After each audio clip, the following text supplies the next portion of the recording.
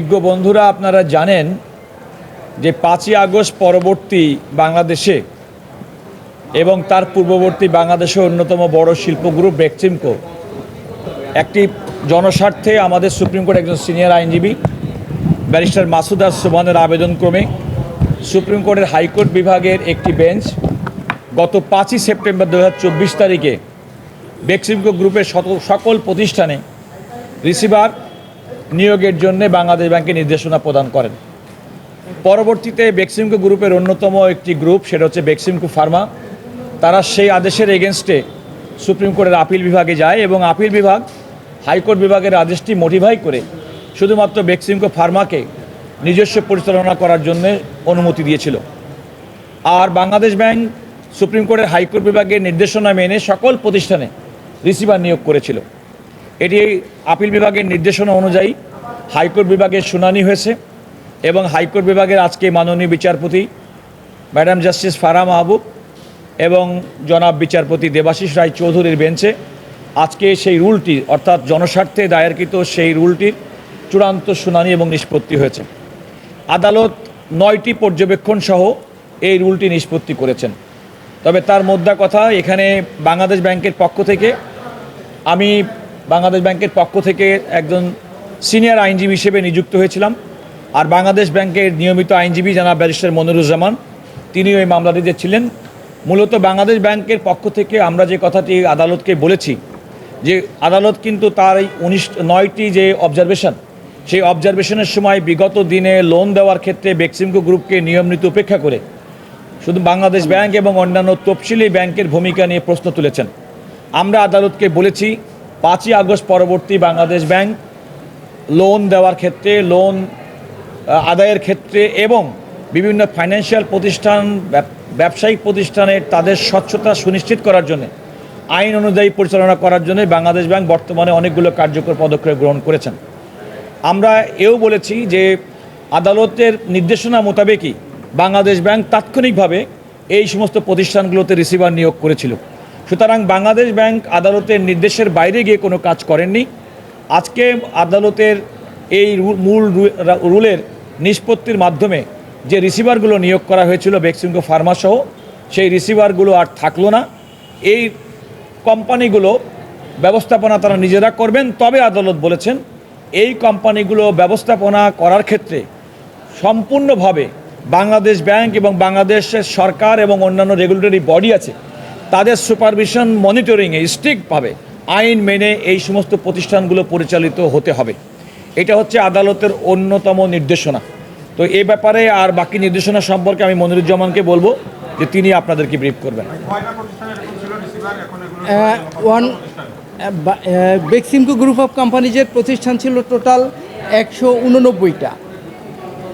তো তার মধ্যে 169টা ছিল পাবলিক প্রাইভেট কোম্পানিজ আর 19টা ছিল হচ্ছে অ্যাসোসিয়েশন বা সমিতি। তো সেই ক্ষেত্রে আমরা কোম্পানি, পাবলিক প্রাইভেট কোম্পানি বলতে 169টা কোম্পানির কথাই আমরা বলতে পারবো বাংলাদেশ ব্যাংকের তথ্য মতে। আর আজকে আপনারা জানেন যে এই মামলাটা মাঝখানে কিছু অ্যালিগেশনের উপর ভিত্তি করে মূলত মামলাটা করেছিলেন ব্যারিস্টার মাসুদ সুবহান। সেই অ্যালিগেশনগুলোর মধ্যে ছিল যে লোন ইস্যুইং এবং loan management, loan realisation, loan disbursement, এইগুলোতে নিয়ম মানা হয়নি, অনিয়ম করা হয়েছে, ইরেগুলারিটিস দেখানো হয়েছে। তো যে ক্ষেত্রে উনি পাবলিক ইন্টারেস্টে এই মামলাটা এনেছিলেন, মহামান্য হাইকোর্ট শুরুতেই 4টা ডিরেকশন দিয়েছিলেন। সেখানে কিন্তু রিসিভার অ্যাপয়েন্টমেন্ট আছে, attachment of the properties of Beximco group of companies আছে, তারপরে এদের লোন রিকভার আছে এবং বিদেশে টাকা পাচার হয়েছে উনি অ্যালিগেশন করেছিলেন। স্পেশালি একজন রেসপন্ডেন্ট আছেন Salman F Rahman, Beximco group of কোম্পানিজের কর্ণধার, তার নাম দিয়ে উনি বলেছিলেন যে তিনি বিদেশে টাকা পাচার করেছেন। সেই পাচারকৃত টাকা দেশে আনার জন্য উনি কোর্টের শরণাপন্ন হয়েছিলেন।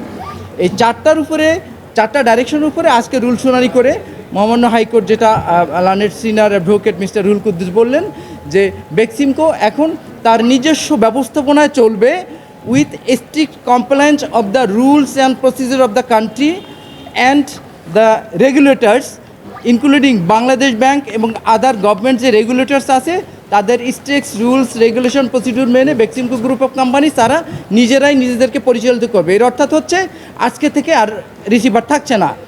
আর দ্বিতীয়ত উনি বলছেন যে এই পর্যন্ত রিসিভার যা করেছে সব কাজগুলো বৈধ এবং ওইগুলো লফুল। আরও বলেছেন যে বাংলাদেশ ব্যাংকে পর্যন্ত এই রিসিভার অ্যাপয়েন্টমেন্ট এবং এই for the sake of the interlocutory অর্ডারে যেই পদক্ষেপ গ্রহণ করেছেন বেক্সিমকো গ্রুপ অফ কোম্পানিজের জন্য সবগুলি হচ্ছে আইনগতভাবে বৈধ।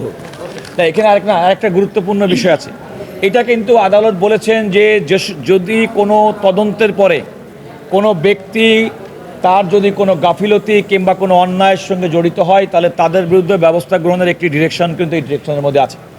আদালত সবচেয়ে বেশি উল্লেখ করেছেন এগুলো হচ্ছে পাবলিক মানে জনগণের স্বার্থ, এবং বলেছেন জনগণের যদি কোনো স্বার্থ বিঘ্নিত হয় তাহলে জনগণের জন্য আদালতের দ্বার উন্মুক্ত। কারণ বেক্সিমকো ফার্মার পক্ষ থেকে অন্যতম একটি বক্তব্য ছিল এই রিট পিটিশনটি চলতে পারে না। আদালত কিন্তু প্রথম নির্দেশনায় বলেছেন জনস্বার্থে দায়েরকৃত এই রিট পিটিশনটা চলতে কোনো বাধা নেই, কারণ আদালতের দ্বার জনগণের স্বার্থ রক্ষার জন্য উন্মুক্ত। এইটা হচ্ছে অন্যতম বিষয়। আরও যে বিষয়গুলোর মধ্যে উল্লেখ করেছেন সেগুলো হচ্ছে আরেকটা করেছেন যে বেক্সিমকোতে বেক্সিমকোতে হাজার হাজার ওয়ার্কার আছে। এই ওয়ার্কার আর এমপ্লয়িদের কথা চিন্তা করে বলছেন যে for the sake of the workers and employees of Beximco এটা শুধু তাদেরই পরিচালনা করা দরকার। এই কারণে রিসিভার মূলত উঠে নিয়েছেন, কারণ এই হাজার হাজার ওয়ার্কার হয়তো বেক্সিমকো নিজেরাই ভালো মতো পরিচালনা করে ওইসব ওয়ার্কার এবং এমপ্লয়িদেরকে ম্যানেজ করতে পারবে, স্যালারি দিতে পারবে এবং তাদেরকে মেনটেন করতে পারবে।